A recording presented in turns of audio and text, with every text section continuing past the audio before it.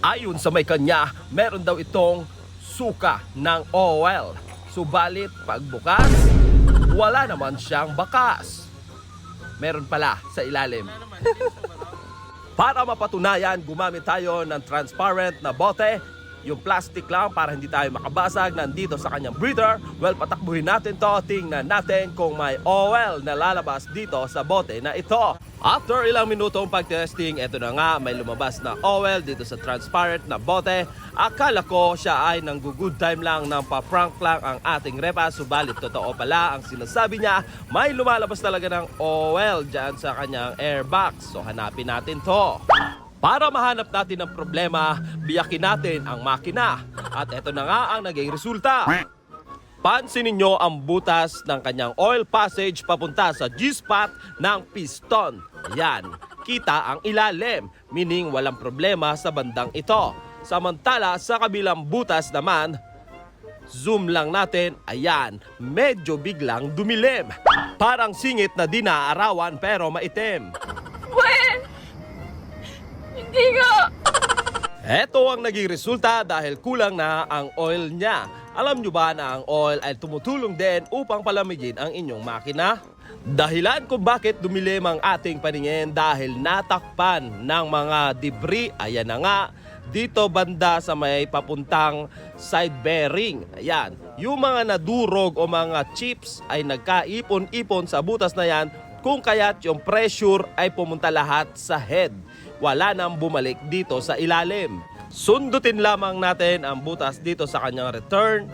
Ayan, palabasin natin yung mga debris. Pakita ko sa inyo, yung kapirasong bumara na yan, malaki na ang ambag niyan para magkaroon ng pressure papunta sa taas. Imbis na makabalik sa ilalim at malubricate ang yung side bearing, hindi na nangyari yon.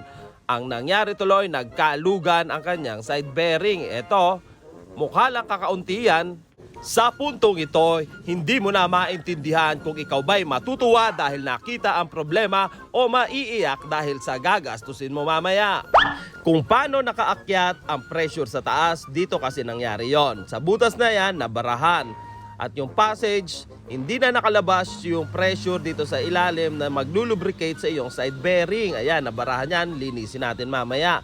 And then dito sa kanyang kanang bahagi, dito sa nozzle na dumudura sa ilalim ng piston, goods naman yan. So wala tayong problema dyan. Yung pressure umakyat papunta dito sa taas ng iyong stud bolt. Dito sa may stud bolt, may oil na aakyat dyan galing sa ilalim. Bugahan natin ang nguso ng nozzle, parang ganito. At kung di ka pa kontento, dito naman sa ilalim ang tirahin mo. Tumawag lamang tayo ng APAM para lumuwag ang butas na ito. O di ba? Ang laki na. Gamit ang isang technique na nagmula sa mga Hokage, ayan na nga't paiinitan natin ang seat ng crankshaft bearing para ito'y lumuwag ng bahagya at maisalpak natin ng banayad ang bulitas ng ating pisong. Ang natitira namang cleaner natin ay gagamitin natin upang mapalamig ang ating side bearing. Buga-bugahan lamang, paikot ang ating bearing para magkaroon ng tinatawag na hot and cold na process. Ilalapag lamang natin ang banayad na banayad dito sa seat. Ayan, ang seat ng crankshaft bearing, ayun. And then wait lang natin itong mag-cool down. Unti-unti nang nabubuo ang makina ng ating repa, subalit tingin ko unti-unti na rin siyang kinakabahan kung magkano ba talaga ang kanyang babayaran. Almost 50% done, kaunti na lang at magi-start na at matetesting na natin kung wala na bang luluwang oil dito sa kanyang breather.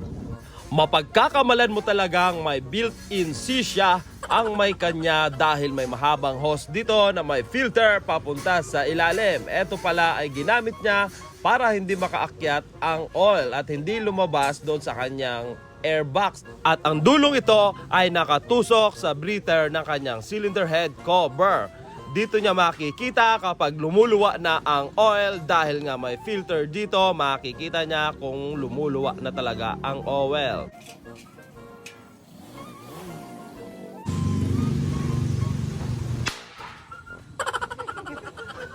Pitingawa ka!